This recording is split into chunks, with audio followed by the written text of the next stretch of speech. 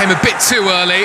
Flag is raised eventually for offside. Looked like a very good chance with Qatar, their first opponents, playing a similar system to Jordan.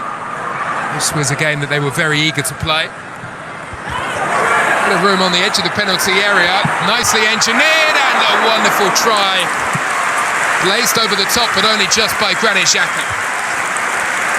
Dan and Doy right at the heart of the move, skillfully worked it. Bolo looking for Manzambi. Was a pathway to goal there, but the ball didn't quite reach. And he wasn't able to get away. Bolo to Manzambi again, and this time they will connect, and this time he drives towards the corner.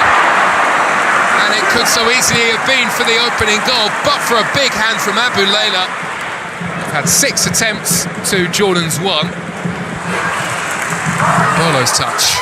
Wants it back, gets it back, and it looks as though they should have scored, but Freuler, almost trying to walk the ball in, is denied at the very last second. Maybe took one too many touches, if we're completely honest. And the referee is certainly giving this a thorough look over.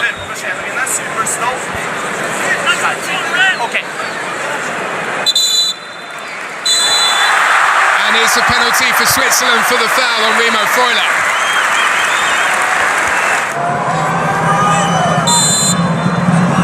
Bolo from the spot. Scores pretty easily for Switzerland, who take advantage here. And after the VAR decision, he scores and Switzerland lead against Jordan. Very coolly done. Waiting for the goalkeeper to make his move. Although they will run into Manzambi. That is a loose pass though, and this is a big chance, and probably it should have been converted. Yvonne Vogel with a brilliant save to make sure that Switzerland stay on top. But that is a major let-off. And not something that Murat Yakin will be happy to see ahead of the World Cup.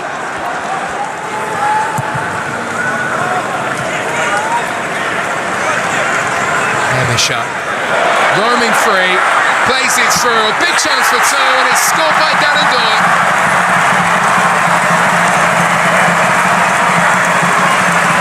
Well, it's a goal that comes straight after the drinks break, and Jordan switch off, and maybe this will be a big lesson ahead of the World Cup, because Switzerland were alert and were ready to pounce, and that is what they do.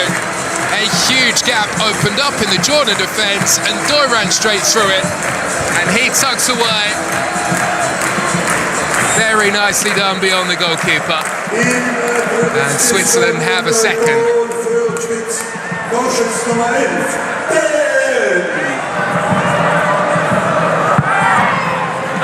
Vargas delivers, and it was a free header, but it's one that arrived without too much power from Brilliant Bolo, looking for a second of the game, denied by the save of Yazid Abu Layla. I would imagine that Switzerland will make it through the group stage, given the group that they have ahead of them, but it's when they do come up against the likes of Portugal, how they will then behave. Neat interchange of passing, and Manzambi, who's been full of energy in this first half, has a really good chance, but he sends that over the top of the bar and never truly looked like testing the goalkeeper.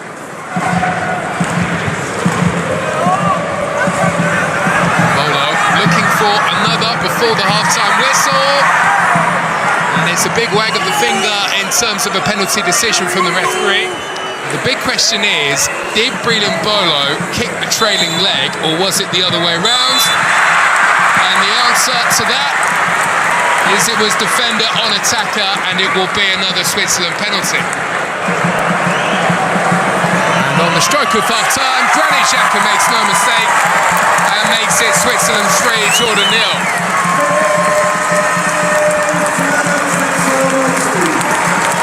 Well, he's had a fabulous season in England, and he is leading his team admirably here. Going to get to around about the 60-minute mark, and you're going to have forward players who need to come off. That is another golden opportunity, a third in the space of 4 minutes for Switzerland. Bit of a punch back here from Jordan, who've won themselves a corner.